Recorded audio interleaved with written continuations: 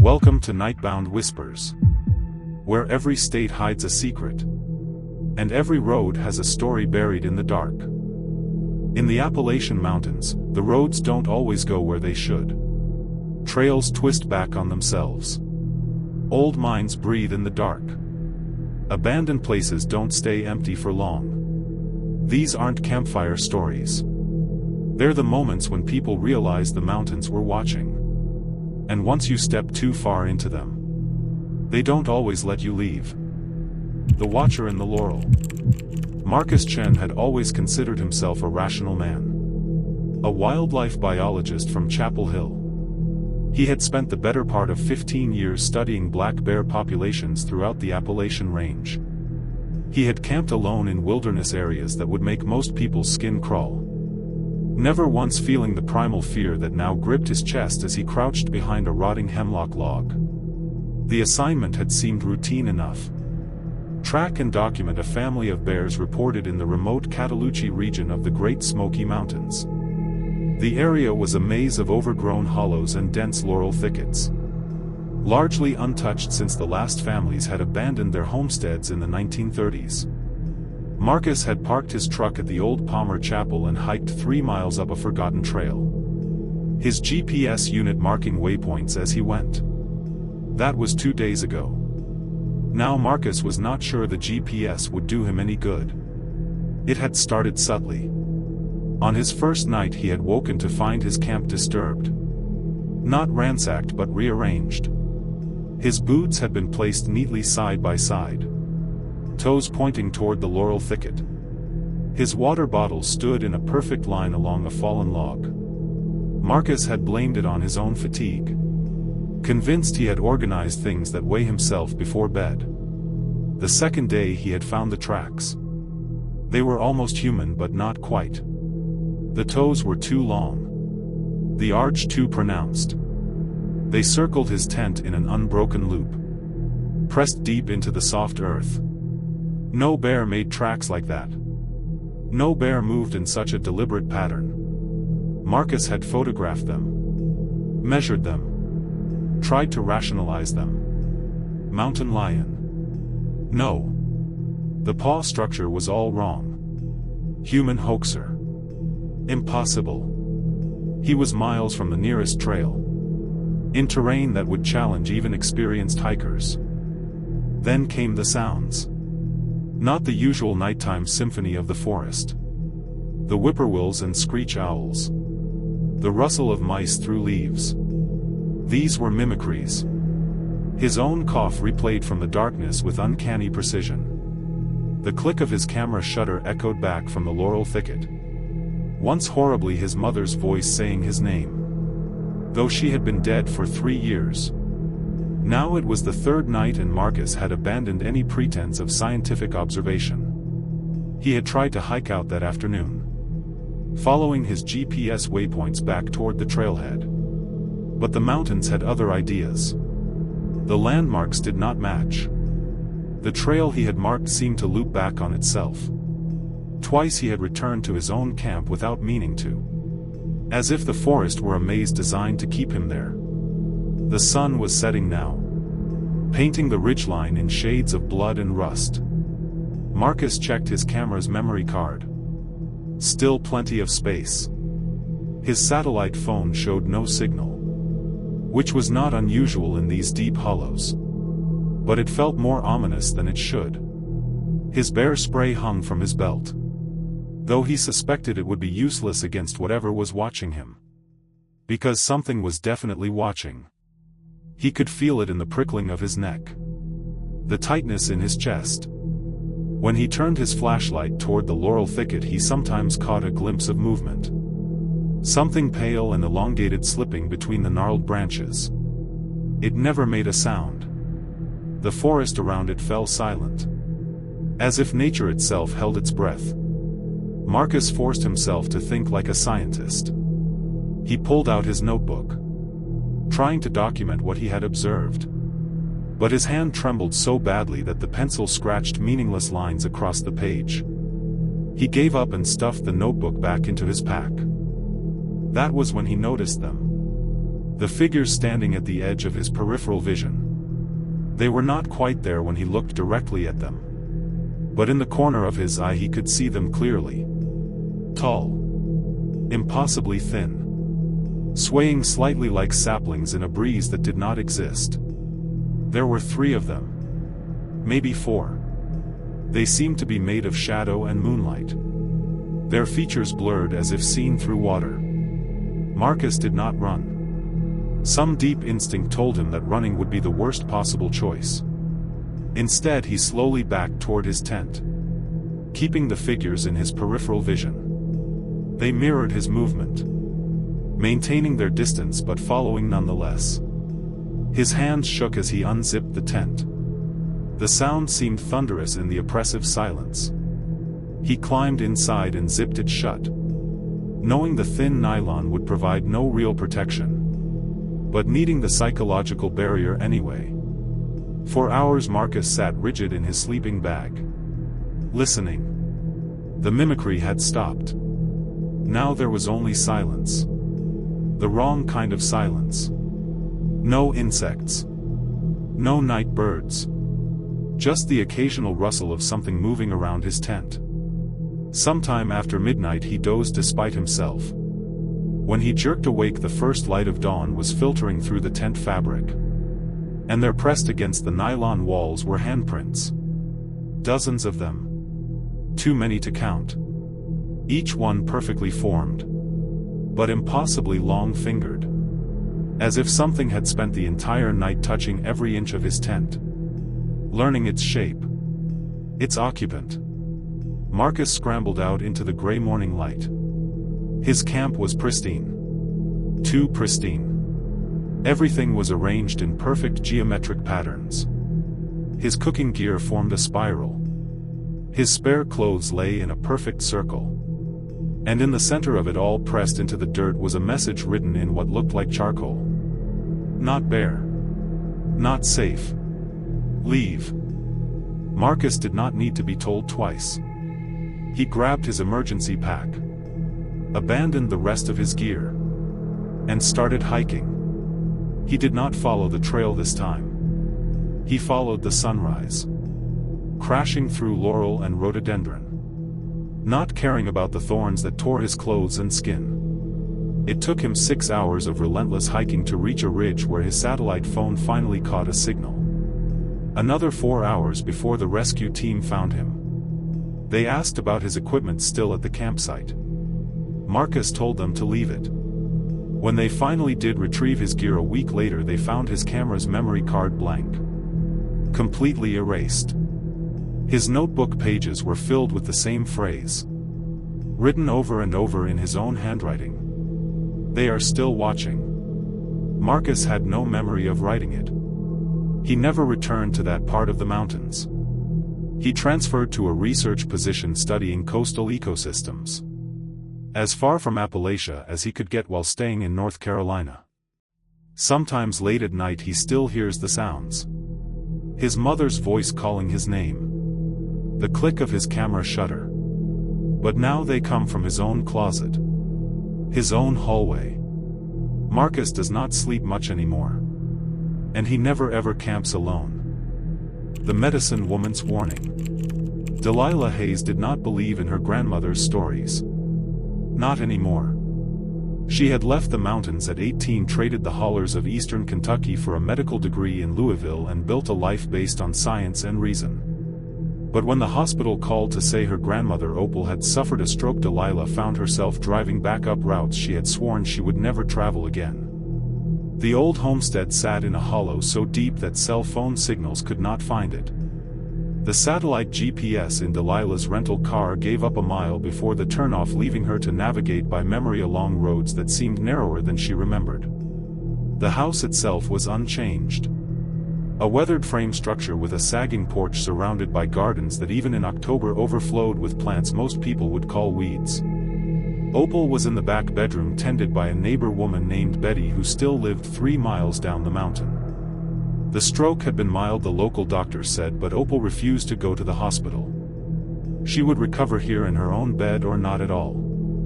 She has been asking for you, Betty said, gathering her coat. Says she has got things to tell you before it is too late. Delilah felt a familiar frustration rising. Even now her grandmother would be talking about portents and signs about the old knowledge that could not be taught in schools.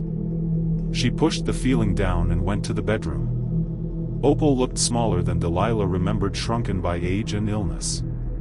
But her eyes were sharp as ever, fixing on Delilah with an intensity that made her uncomfortable. "You came," Opal whispered. "Of course I came."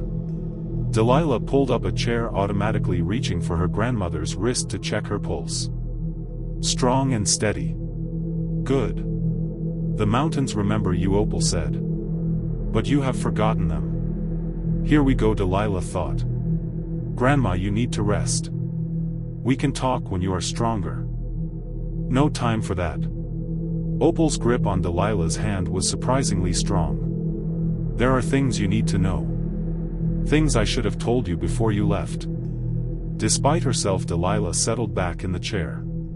She had learned long ago that arguing with Opal was pointless. Better to let her say what she needed to say. "This hollow is protected," Opal began. "Has been for near 200 years, since my great-grandmother came here from the old country. She was what they called a cunning woman. Knew the plants, knew the ways. But she also knew there were things in these mountains older than any human knowledge." Delilah nodded, trying not to let her skepticism show. "She made a bargain with them," Opal continued. "The old things that lived here before the Cherokee, before anyone. She would tend the garden, keep the protection strong, and they would leave the people in this hollow alone. Every generation since one of us has kept that bargain. And you want me to take over?" Delilah said, unable to keep the weariness from her voice. "Grandma, I am a doctor. I live in Louisville. I cannot just—" "I am not asking you to take over," Opal interrupted.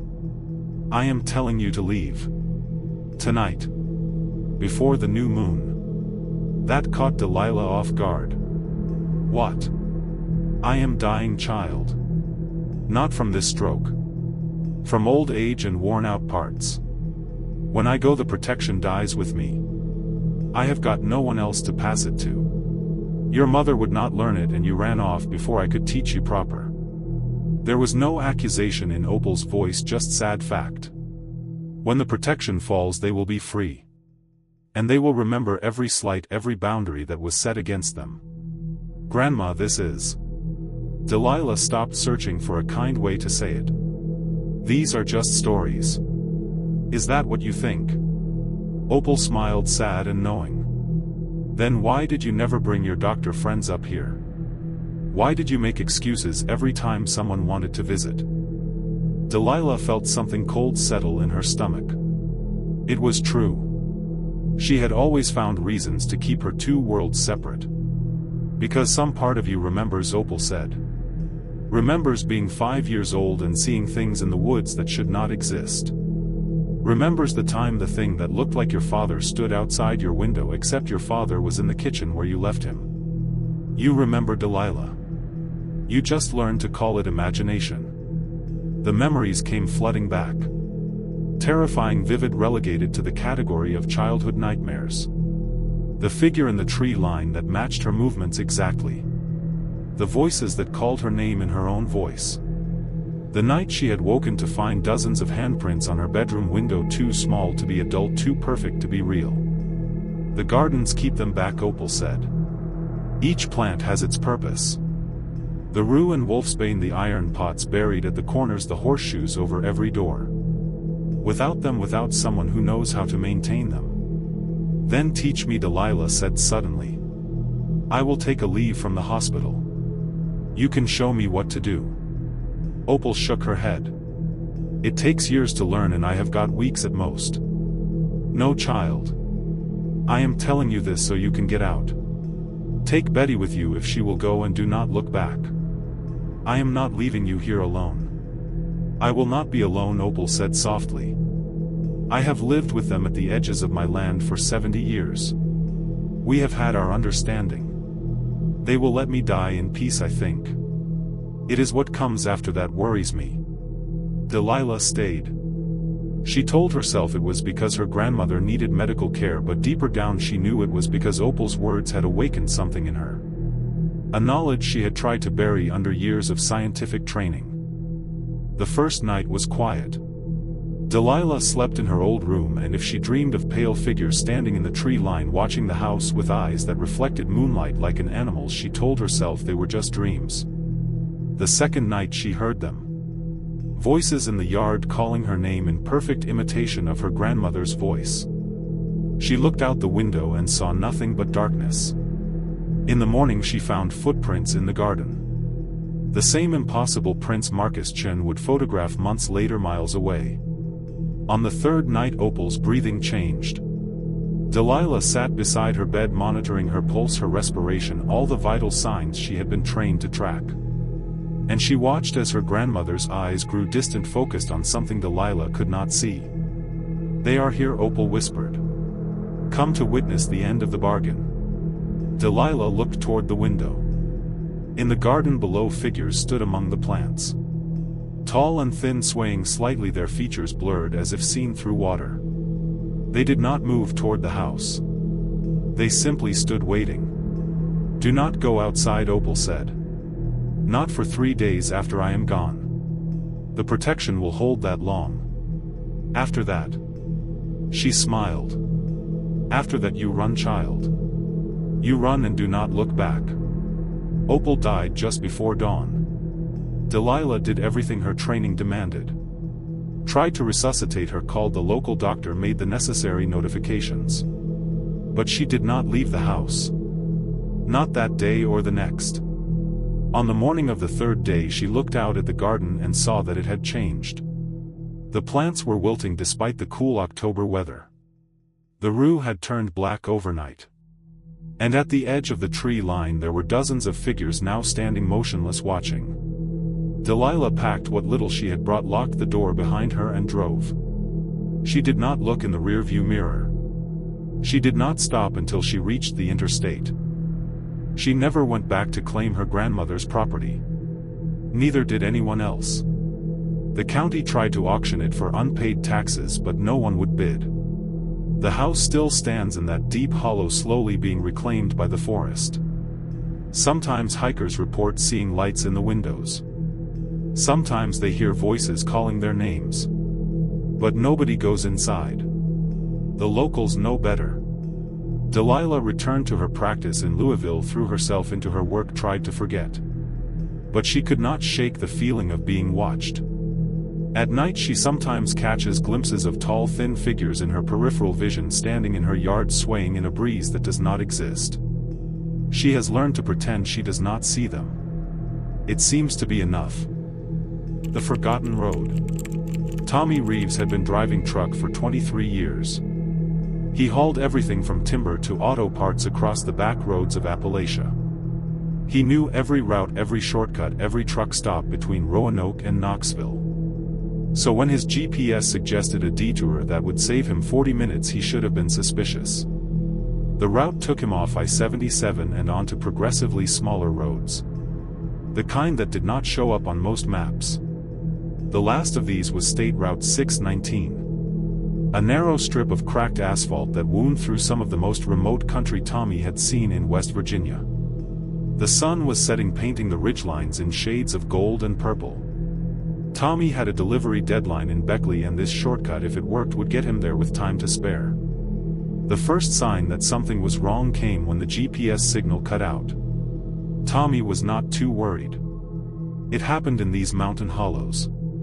He had driven long enough to navigate by instinct and road signs. Except there were no road signs. Not anymore. The last one he had seen was 3 miles back. A rust-eaten marker that might have said 619 or might have said something else entirely. The road had narrowed to barely wider than his truck. Trees pressed close on both sides, their branches forming a tunnel of shadows. Tommy checked his odometer. According to the GPS last reading, he should reach the intersection with Route 60 in about 10 miles. From there it was a straight shot to Beckley. But 10 miles came and went. Then 15. The road did not end or intersect with anything. It just kept winding deeper into the mountains. The pavement growing more broken, more overgrown, until Tommy started to wonder if he had somehow missed a turn. He tried his radio. Nothing but static. His cell phone showed no signal. Not unusual but unsettling given how long he had been driving. The fuel gauge showed 3/4 of a tank. Plenty to get where he was going if he could figure out where that was. Then Tommy saw the house. It sat back from the road about 50 yards. A 2-story frame structure that might have been white once but had faded to the color of old bones. Light flickered in one of the downstairs windows. Not electric light but the wavering glow of oil lamps or candles. Tommy slowed the truck thinking he could ask directions. But something about the house made him hesitate. The yard was too neat, too carefully maintained. The garden beds were perfectly geometric. And there were no power lines running to the structure. No satellite dish. No car in the driveway. It looked like something from a different time preserved in amber. He decided to keep driving. But when he glanced in his side mirror he could swear the house was closer than it had been. As if it had moved while he was not looking. He faced forward, gripping the wheel tighter, and pressed the accelerator. The road began to play tricks on him. He would drive past a distinctive dead oak tree twisted by lightning. Then half a mile later there it would be again. Or one that looked exactly like it. The same broken fence post. The same rusted mailbox lying in a ditch. Tommy's hands were sweating now. He checked his clock. He had been on this road for over an hour. That was impossible. Even at reduced speed he should have traveled 30 miles or more. But the landscape looked exactly the same. The same hollow. The same ridgeline. The same failing light. And the same house appearing again and again in his peripheral vision. Sometimes on the left. Sometimes on the right. Always with that flickering light in the window. When darkness finally fell, Tommy turned on his headlights. They revealed a road that was barely a road anymore. 2 ruts in the earth with grass growing between them. This did not make sense. He had been on pavement just minutes ago. He had felt it under his tires. He stopped the truck, letting the engine idle while he tried to think. His training said to stay with the vehicle. Do not wander off in the dark. But how could he stay with the vehicle when the road itself seemed to be disappearing? That was when he saw the figures. They stood at the edge of his headlight beams. 3 of them, maybe 4. Tall and impossibly thin, swaying slightly though there was no wind. Tommy could not make out their features. They seemed to absorb the light rather than reflect it. He threw the truck in reverse, not caring where he was going, just needing to get away from those things. The truck lurched backward down the impossible road. The figures did not move. They did not need to. When Tommy glanced in his mirrors they were there too, standing behind the truck. And when he looked forward again they were back in the headlights. It was as if distance had no meaning to them. They were always the same proximity away. Always swaying in that hypnotic rhythm. Tommy slammed on the brakes. He pulled out his phone knowing there was no signal but needing to do something. The screen showed 2:47 a.m. But that could not be right. It had been around 7 p.m. when he turned onto this road. Then the phone flickered and the time changed. 3:15 a.m. Then back to 2:47. Then to 11:23 p.m. The numbers spun wildly as if time itself had become unstable. The figures were closer now. Still at the edge of the light, but the edge had somehow moved inward. Tommy could see more detail. The wrong kind of detail. Their arms were too long. Their heads tilted at angles that necks should not allow. And where their faces should have been there was only smoothness, like skin stretched over absence. Tommy made a decision. He put the truck in drive and accelerated, aiming straight for the figures. If they were real they would move. If they were not he would pass right through them. The truck hit them with no impact. They simply dispersed like smoke, reforming immediately in the headlights ahead. And the road changed. The ruts became pavement again. The trees pulled back. And there impossibly was a road sign. Route 62 miles. Tommy did not question it. He drove watching his odometer tick off those 2 miles like they were the longest of his life. And then he was on Route 60. A real highway with real traffic. And the GPS signal flickered back to life. He pulled into the first truck stop. He saw his hands shaking so badly he could barely hold his coffee cup.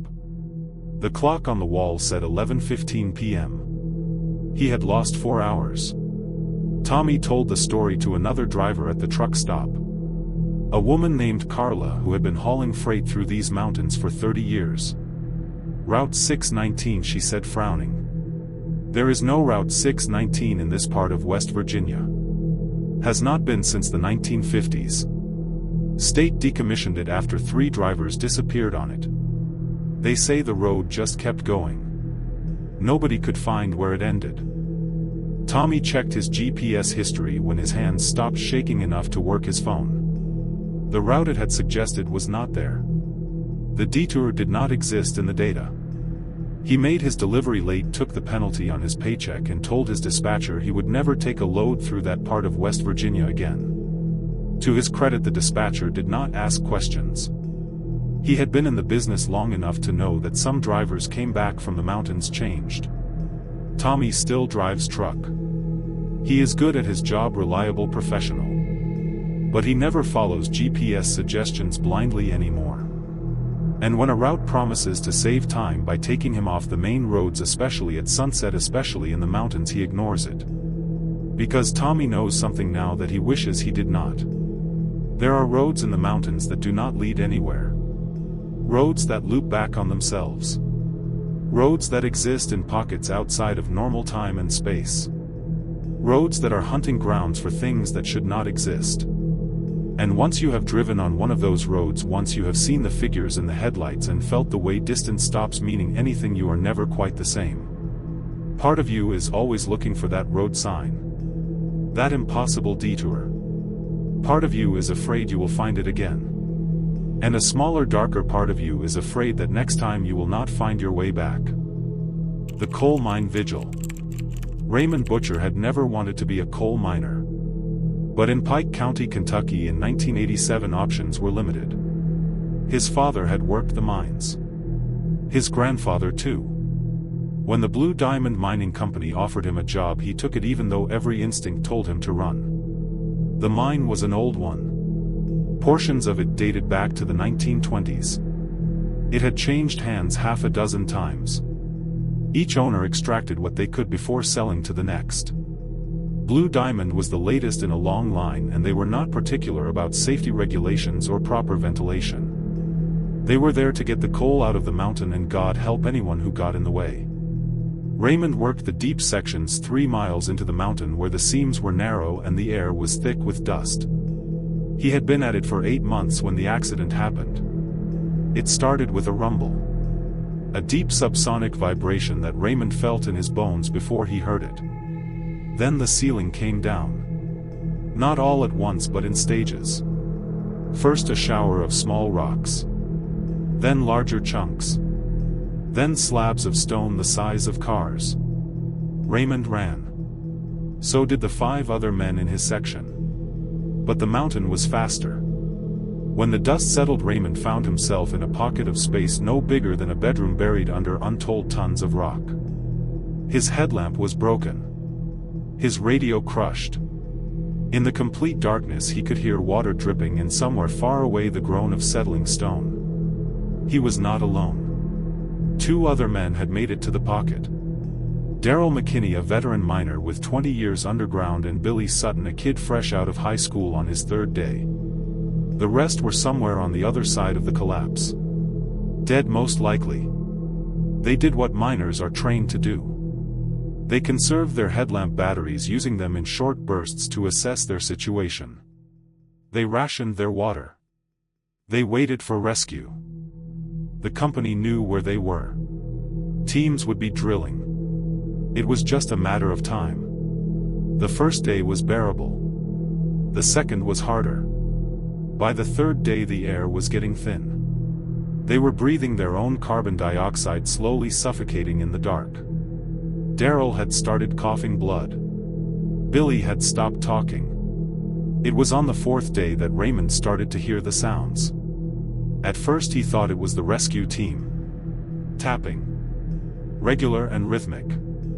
The universal signal that someone was alive and listening. He tapped back against the rock wall with a piece of broken timber. The tapping responded. But not from the direction of the collapse. From deeper in the mine. From tunnels that, according to the maps Raymond had seen, did not exist. "You hear that?" Raymond whispered to Daryl. "Hear what?" Daryl said. His voice was weak, cracking. "The tapping. From over there." Raymond pointed into the darkness, though the gesture was meaningless without light. "There ain't nothing over there," Daryl said. "That's solid mountain." But the tapping continued. And now there was something else. A smell. Not the familiar smells of coal and rock and stale air. This was organic, sweet and rotten at the same time, like flowers left too long in a vase. Raymond fumbled for his headlamp, clicked it on despite knowing he should save the battery. The beam revealed their pocket of space exactly as it had been. But on the far wall where solid rock should have been, there was an opening. Not a crack or a fissure. A proper passage shored up with timber that looked older than the mine itself. "That wasn't there before," Billy said. His first words in hours. Daryl crawled toward it, squinting into the darkness beyond Raymond. Light. Must've opened when the ceiling came down. Might be a way out. Raymond did not think so. Every instinct screamed at him that whatever was through that passage, it was not a way out. But the air in the pocket was getting worse by the hour. In another day, maybe less, they would all be dead anyway. They talked about it. Argued in the slow, measured way of men who do not have breath to waste. In the end, there was no choice. Stay here and die for certain, or take a chance on the passage. They went through. Raymond leading with the headlamp. Daryl in the middle. Billy bringing up the rear. The passage was narrow, forcing them to crawl. The timber supports were indeed old. Hand-hewn, held together with wooden pegs instead of nails. This section predated the Blue Diamond mine by decades, maybe longer. After 50 yards the passage opened into a chamber. Raymond headlamp beam swept across stone walls that showed tool marks from picks and shovels. And in the center of the chamber, arranged in a circle, were 7 miners' helmets. Old ones made of leather and metal with carbide lamps still attached. "What the hell?" Daryl breathed. Billy had stopped at the chamber entrance. "I ain't going in there," he said.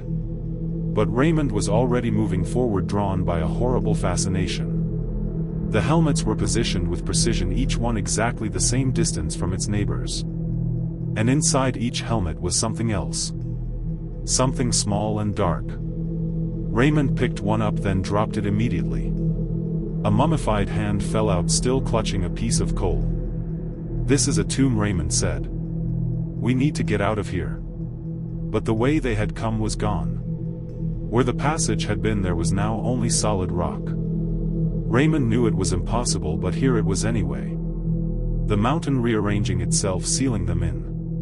The tapping started again, closer now. It came from another passage on the far side of the chamber, this one sloping downward into deeper darkness. "The mountain's playing with us," Daryl said. He had gone very calm, the way people do when they have accepted they are going to die. "My granddad told me stories about this. About mines that go deeper than they should. About things that live in the dark." "That's superstition," Raymond said, but his voice shook. "Is it?" Daryl said. "Look where we are, son.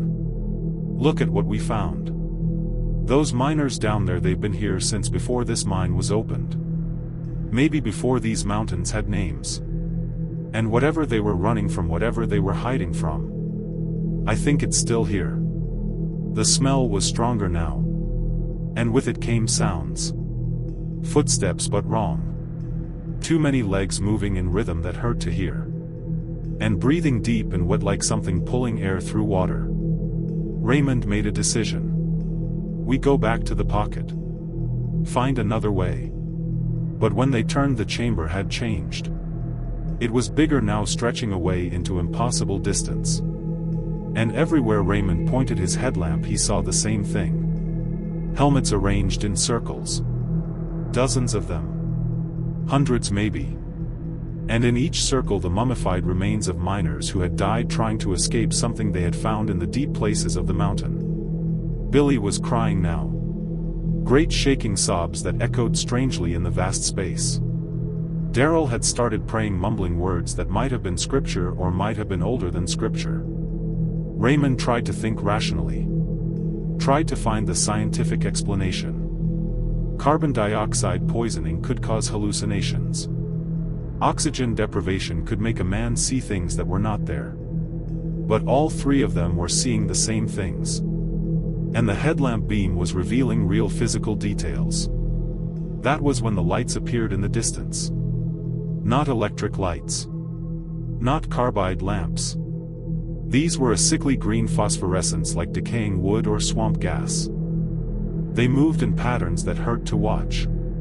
Geometric forms that seemed to fold space around them. The old things, Darrell whispered. My granddad called them the old things. Said they were here before coal, before stone, before time. Said some mines dig too deep and find places where they still live. The lights were closer. And now Raymond could see shapes within them. Tall and impossibly thin, like shadows that had learned to stand upright.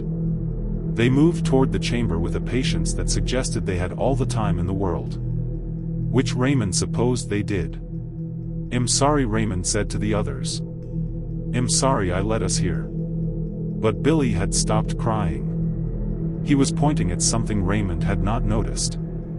A crack in the chamber wall, barely visible. Real air was coming through it. Fresh air. They squeezed through the crack, leaving the helmets and the lights behind. The passage beyond was natural, not man-made.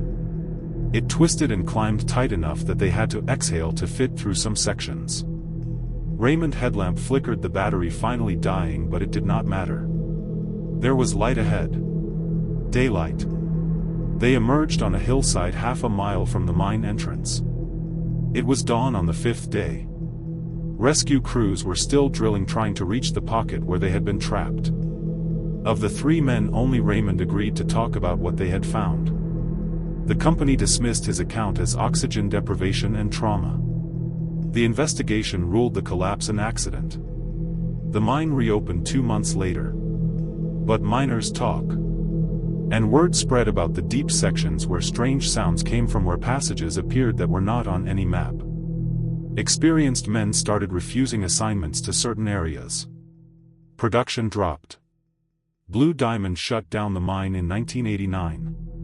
They claimed the seams were played out, but everyone knew better. The mountain had rejected them the way it had rejected so many others over the years. The entrance is sealed now, covered with concrete and rebar. But sometimes on still nights, people in the nearby hollow report hearing sounds from underground.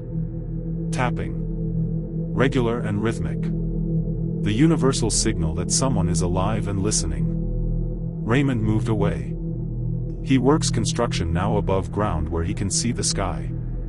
He never talks about what he saw in the chamber. About the helmets arranged in circles or the lights that moved through impossible space. But he knows. He knows that beneath the mountains, in places the maps do not show, there are old workings that connect to something else. Something that was here before humans arrived and will be here long after they are gone. Something that watches from the deep places and waits for miners to dig too far.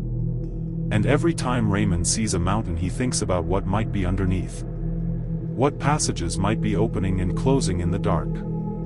What circles of helmets might be growing, one miner at a time, in chambers that exist outside of normal space.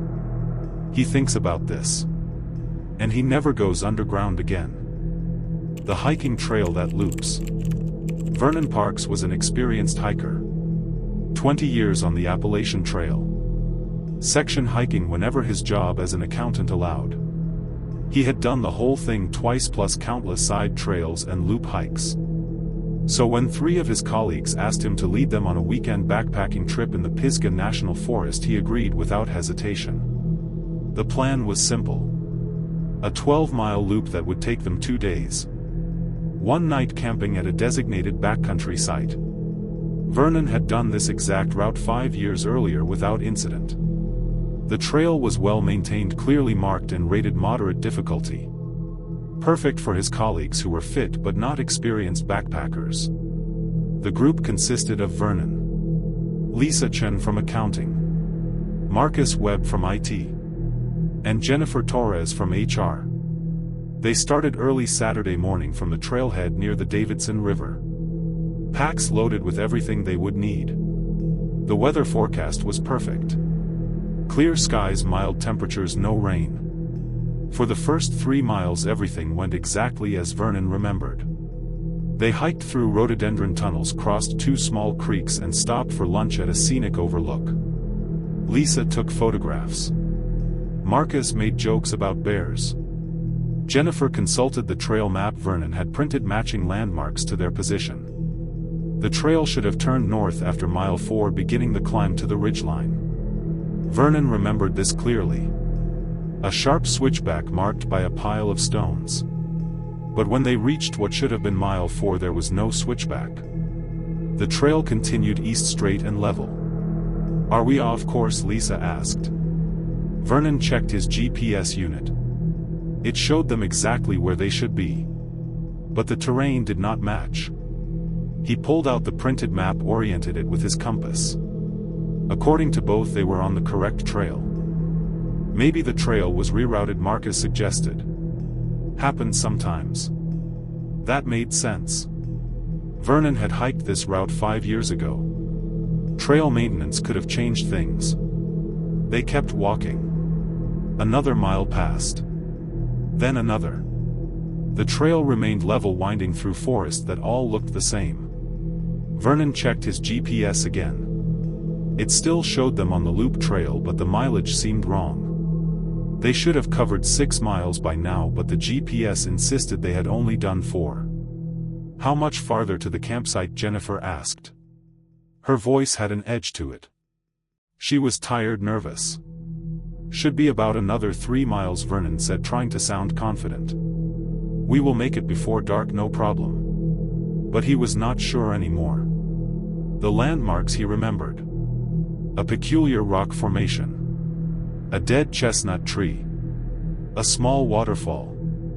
None of them had appeared. This was not just a rerouted trail. This was something else. The sun began its descent toward the ridgeline. Vernon picked up the pace, aware that they needed to reach the campsite before full dark. The trail continued its unchanging path through unchanging forest. No switchbacks. No elevation gain. Just endless rhododendron and oak trees mile after mile. "We passed that tree before," Marcus said suddenly. "What tree?" "That one." Marcus pointed at a large oak with a distinctive lightning scar down its trunk. "I remember it. We passed it maybe an hour ago." Vernon studied the tree. It did look familiar. But that was impossible. They had been hiking in a straight line, or as straight as any trail in these mountains got. "You are imagining things," Vernon said. "All these trees look alike." But 20 minutes later they passed another landmark that seemed familiar. A boulder shaped vaguely like a turtle. Vernon could swear they had walked past it earlier. And there. That cluster of birch trees. Had they not stopped there for water? Lisa had stopped taking photographs. Marcus had stopped making jokes. They all walked in silence, now aware that something was wrong but not wanting to voice it. When the sun touched the ridgeline, Vernon called a halt. "We need to camp here. We can figure out where we are in the morning." "But we have not reached the designated site," Jennifer protested. "Does not matter. We are not hiking in the dark." They found a relatively flat spot and set up their tents. Vernon kept checking his GPS, which continued to insist they were on the correct trail, approximately 6 miles from the trailhead. But his watch showed they had been hiking for 8 hours. At their pace they should have covered 12 miles easily. They should have completed the entire loop. Dinner was a quiet affair. No one wanted to admit what they were thinking. That they were lost. That despite Vernon experience and all their technology they had no idea where they were. Vernon took the first watch. He did not expect any trouble. This was a well-used forest, not wilderness. But he could not shake the feeling of being watched. Every snap of a twig, every rustle in the undergrowth made him tense. Around midnight he heard footsteps. Not animal footsteps. Human. Regular and deliberate moving along the trail they had been hiking. Vernon grabbed his flashlight and shone it toward the sound. Nothing. Empty trail. But he could still hear the footsteps receding into the distance. And then impossibly coming from the other direction. As if someone was walking in a loop passing their camp over and over. Vernon woke the others. They huddled in the tent listening. The footsteps continued all night. Regular as a metronome. Never stopping, never varying in pace. When dawn finally came, Vernon made a decision. We are hiking back the way we came. Forget the loop. We are retracing our steps to the trailhead. It should have been simple. But when they started walking back they encountered the same problem. The trail did not end. It did not loop back to the starting point. It just continued mile after mile through identical forest. The GPS is wrong, Lisa said. Her voice was shaking.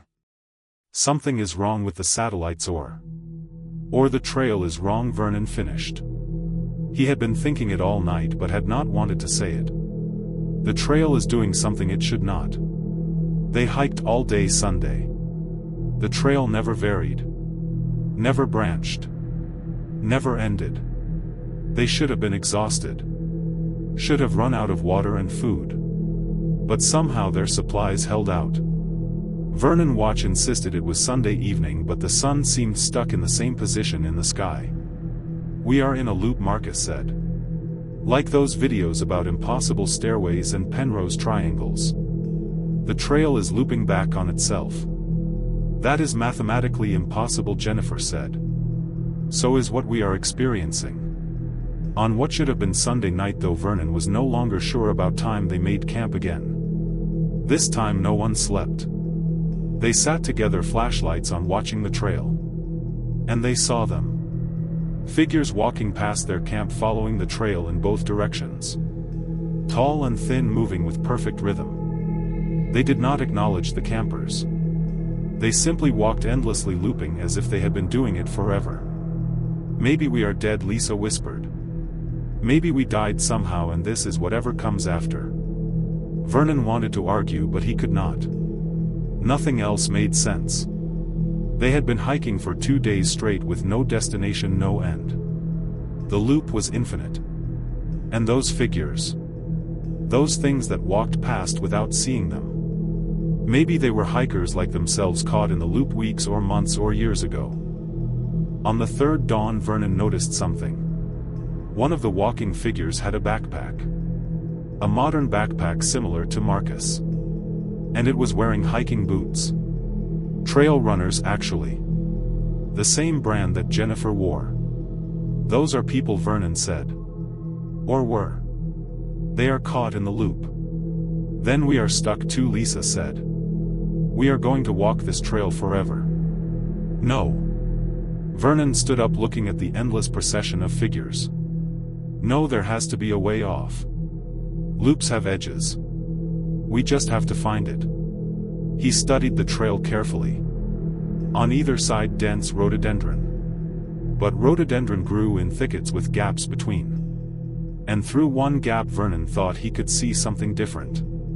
Not more forest. Light. Real light. Off trail, he said. We go off trail. That is the first rule. Never leave the trail, Jennifer said. The trail is the trap, Vernon countered. It is designed to keep us walking. We have to break the pattern. It took courage to step off that trail. Every hiking instinct screamed against it. But Vernon led the way, pushing through the rhododendron toward the light. The thicket was dense, branches grabbing at their clothes and packs. But Vernon kept going, following that strange light. And then suddenly they were through. They stood on a hillside above the Davidson River. Below them, clearly visible, was the trailhead parking lot. Their car sat exactly where they had left it. According to Vernon Watch, it was Sunday evening.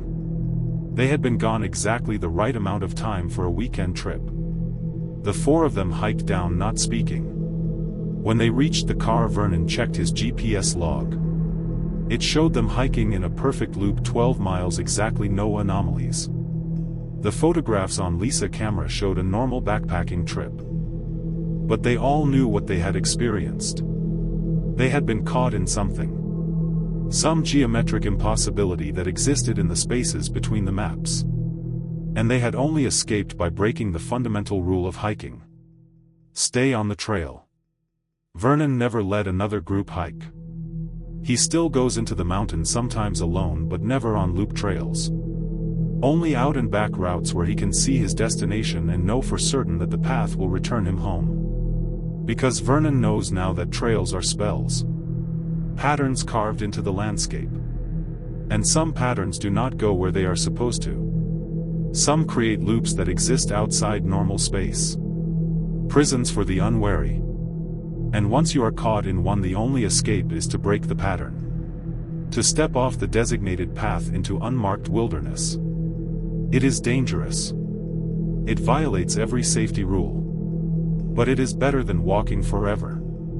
Joining those tall, thin figures that pace the impossible trails, looping endlessly through forests that never change. The photographer's last shoot. Naomi Winters had built her career photographing abandoned places. Her Instagram had 500,000 followers who loved her haunting images of forgotten factories, decaying mansions, and ruined asylums. But she had never shot in Appalachia. Not really. A weekend trip through the Smokies did not count. She wanted something authentic. Something remote. That was how she found herself driving through the mountains of southwestern Virginia in late October. She was following a lead from a comment on one of her posts. A follower who claimed to be local had mentioned an abandoned resort called Hemlock Springs. It had been built in the 1920s and left to rot after a fire in 1973. No one went there, the follower said. Too hard to reach. Too far from anything. Perfect, Naomi thought. She found the place after 3 wrong turns and a drive up a logging road that probably voided her rental car's insurance. The resort sat on a mountainside overlooking a valley thick with autumn color. It must have been beautiful once. A grand hotel with wide porches and ornate woodwork surrounded by cottages that had housed wealthy families escaping the summer heat. Now it was a skeleton. The fire had gutted the main building, leaving only stone chimneys and charred timbers.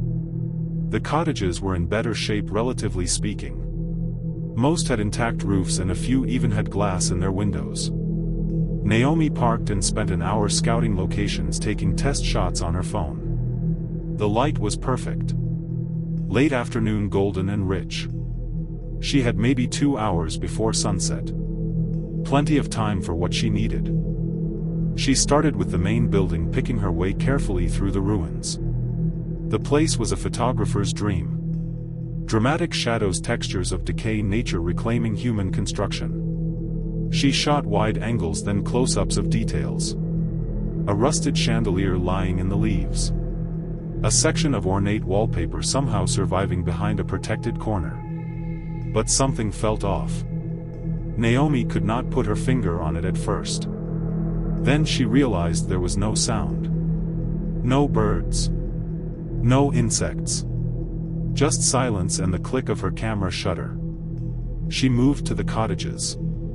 They were arranged in a semicircle on the hillside, connected by a stone path that was now cracked and moss-covered. The first cottage she entered had been a family suite. 2 bedrooms, a small sitting room, a kitchenette.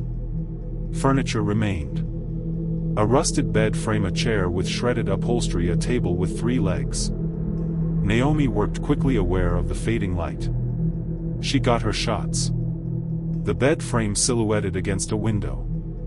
The chair casting long shadows across warped floorboards. Classic abandonment photography. Her followers would love it. It was not until she reviewed the images on her camera's screen that she noticed them. In the background of the bed frame shot barely visible in the doorway to the second bedroom was a shape. Tall and thin, slightly blurred as if it had moved during the exposure. Naomi's first thought was disappointment.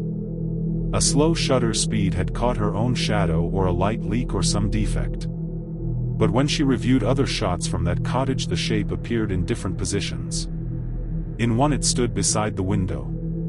In another it was closer to her camera position, as if it had moved while she was not looking. Professional enough to know better than to trust her imagination, Naomi returned to the cottage. The second bedroom was empty. Just dust and leaves and a stained mattress pushed against one wall. She set up her tripod and did a series of long exposures, making sure to stand perfectly still, eliminating any possibility of her own movement causing the blur. When she checked those images, her hands started shaking. The shape was there in every shot. And it was closer in each successive frame, as if it were approaching the camera while she stood frozen behind the viewfinder. Naomi grabbed her tripod and backed out of the cottage. The sun was touching the ridgeline now, painting everything in shades of orange and red. She should leave. Come back tomorrow in full daylight. But that would mean admitting she had been spooked, and Naomi prided herself on being rational and fearless. She decided to shoot one more cottage, then call it a day. The third one in the semicircle looked promising. It had decorative stonework around the door, and ivy had grown through the windows in a way that would photograph beautifully. Inside she found something that stopped her cold. Photographs. Dozens of them pinned to the walls in neat rows. Old black and white prints, curled and faded. They showed the resort in its heyday. Families on the porches. Children playing on the lawn. Couples strolling the stone paths. But someone had altered them. In every photograph a figure had been drawn in pen or pencil. Always the same figure. Impossibly tall and thin, standing just at the edge of the frame. And in each successive photo moving closer to the camera. Naomi's professional curiosity warred with growing fear. This was either an incredible art installation or something much worse. She started photographing the photographs, documenting the progression. That was when she noticed the dates on the backs. 1972, all of them from the summer before the fire. And in the last photograph in the series, the figure was not at the edge of the frame anymore. It filled the center. A black silhouette drawn with such force that the pen had torn through the old paper. Naomi's camera beeped. Battery low. She had been so focused on shooting that she had not brought a spare. Stupid rookie mistake. She had maybe a dozen shots left before the camera died. She turned to leave and saw it. Standing in the doorway. Not a shadow. Not a blur. But a solid presence. Tall enough that it had to bend to fit under the lintel. Thin enough that it looked like a skeleton wrapped in black cloth. Where its face should have been there was only smoothness, like skin stretched over absence. Naomi did what instinct demanded. She ran. Not out the door. The thing was blocking it. She ran toward the back of the cottage through what had been a kitchen. There had to be a back door. A window. Something. She found a window with broken glass and squeezed through, not caring about the cuts on her hands and arms. Outside the light was failing fast. The other cottages stood silent around her. Their windows dark and watching. Her car was on the far side of the main building, maybe 200 yards away. She could make it. She would make it. But the mountain had other plans. As Naomi ran, the cottages seemed to rearrange themselves. The paths between them led in circles. She ran past the same stone bench 3 times, each time coming at it from a different direction. And everywhere she looked she saw them now. Not just one but many. Tall thin figures standing in doorways, watching from windows arranged along the paths. They did not move toward her. They did not need to. They were already everywhere she might run. Naomi's camera was still around her neck, bouncing painfully against her chest as she ran. Some professional instinct made her raise it, made her press the shutter. The flash fired momentarily, illuminating the scene. In that instant of light she saw them clearly. There were dozens. They stood in the geometric patterns she had seen in the photographs, perfectly spaced, perfectly still. And they were all focused on her. The camera beeped again. Battery critical. She had maybe 3 shots left. Naomi stopped running. If she was going to die here, if she was going to become another mystery, another disappeared photographer, at least she would document it. At least there would be evidence. She raised the camera with shaking hands and started shooting. Flash. The figures in the clearing. Flash. The cottages with their watching windows. Flash. And then the battery died, the screen going dark. But in that last flash Naomi had seen something else. A gap in their formation. A path through the geometric pattern they had made. It led not toward her car but uphill toward the tree line. She ran. Every instinct said to head for the car, but the figures were thick in that direction. The uphill path was the only one open. The slope was steep and Naomi's lungs burned as she climbed. Behind her she could hear movement. Not footsteps exactly, but a rustling like dry leaves or old paper. They were following, but at a distance, hurting her upward. The trees closed in. Naomi's hands found rocks and roots, pulling herself higher. The last of the daylight filtered through the canopy, barely enough to see by. And still she climbed. She broke through onto a ridge just as full darkness fell. Below, the resort was invisible in the shadows. But Naomi could see lights. The same sickly green phosphorescence that Raymond Butcher had seen in the mine. Geometric patterns moving through the ruins. On the far side of the ridge Naomi found a fire road. It took her 3 hours of stumbling through the dark to reach it. Another 2 to follow it down to a highway. A trucker stopped for her, took one look at her torn clothes and bleeding hands, and did not ask questions. Naomi never retrieved her car. A trucker stopped for her, took one look at her torn clothes and bleeding hands, and did not ask questions. Naomi never retrieved her car. She told the rental company it had been stolen. Better to take the loss than try to explain. Her camera was ruined. The memory card corrupted. But when a data recovery specialist examined it, they found fragments. Partial images. Enough to show what Naomi had photographed. She never posted them. Never showed them to anyone but one close friend who advised her to destroy the files. Naomi did. She still photographs abandoned places. But never in the mountains. Never in Appalachia. And she never ever shoots alone anymore. Because Naomi knows something now. The places we abandon do not stay empty. Something moves into them. Something that arranges itself in patterns we are not meant to see. And when you point a camera at those patterns, when you try to capture them and make them visible, they notice. They notice and they respond. And if you are lucky, very lucky, they let you leave. But they never forget. Sometimes late at night Naomi sees them in her peripheral vision. Standing in the corners of her apartment. Watching from windows across the street. She has learned to pretend she does not see them. It is safer that way. Because acknowledging them would mean admitting they have followed her home. That the distance between those mountains and her Brooklyn loft means nothing to them. Some photographs should never be taken. Some places should stay forgotten. Naomi knows this now. She just learned it too late. That was tonight's Whisper from the Shadows. Subscribe to Nightbound Whispers. And remember, the night is never truly silent.